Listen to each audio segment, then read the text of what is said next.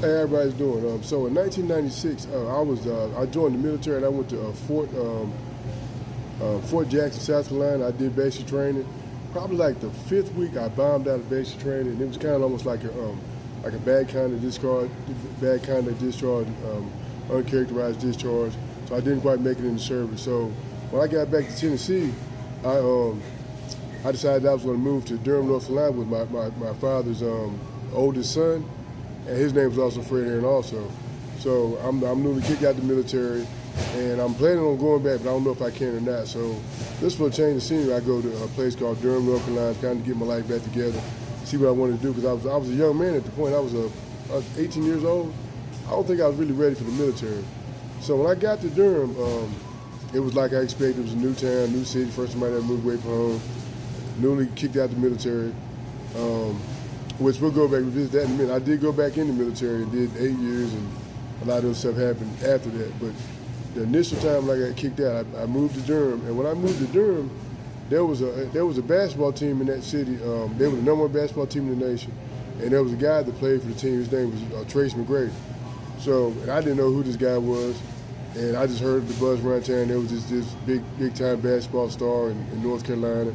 And he lived in Durham, and his name was Trace McGrady, and he was real good, and the team was like the number one team in the nation. So anyway, I moved to Durham. I'm 18 years old. He's probably like 17 years old, and I'm working at the Wendy's on Avondale Drive, which is in Durham. It's like Midtown Durham, stuff like that. So I'm in the grocery store one day, and this guy walks in, and he's like probably 6'6", 6'7". I'm saying, damn, he looks like a basketball player. Lo and behold, it's Trace McGrady. So I end up talking to him, and he's real cordial, real young guy, but you can tell he's young, but he's real cool. He's there with his basketball coach, and we kind of shooting the shit, talking, this, that, and the third. And he says, well, Tracy, he's real small. We like to get him, he drinks Ensure. We like to put a couple pounds on him. Can you go in the back and get a big box so we can get him a bunch of Ensures to get his weight up?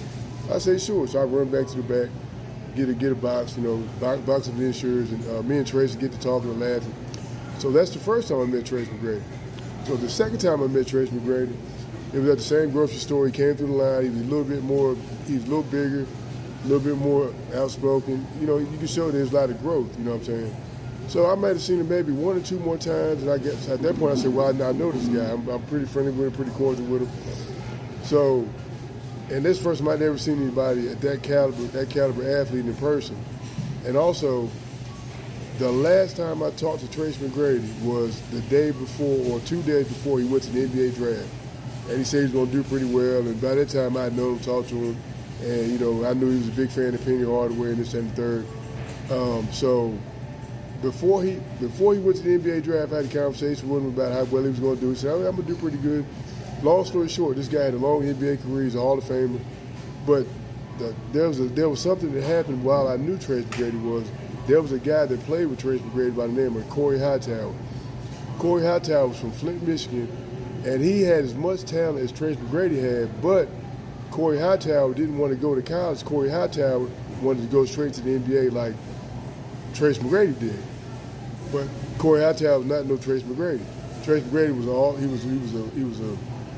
one in a million player. Corey Hightower was equally talented as far as if you stay the whole process, go to college, you can also go to the NBA, get drafted this and third. So long story short, Trace McGrady gets drafted, has a long NBA career. First time ballot in Hall of Famer, one of the most exciting players in NBA history. Everybody knows about Trace McGrady. Corey Hightower, on the other hand, from Flint, Michigan, was one of the best players on Mount Zion Christian Academy.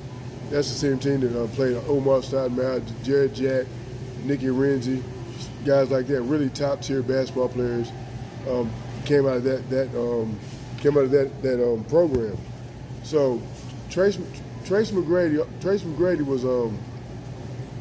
was a fine dude to me, a real nice young guy, real manable. I learned a lot just by seeing somebody go from that caliber of a person and player to a millionaire. Next time I seen him, he was a millionaire. I never seen anybody go from rags to riches. Trace McGrady went from pretty much rags to riches in front of my eyes. So I was 18 years old seeing this.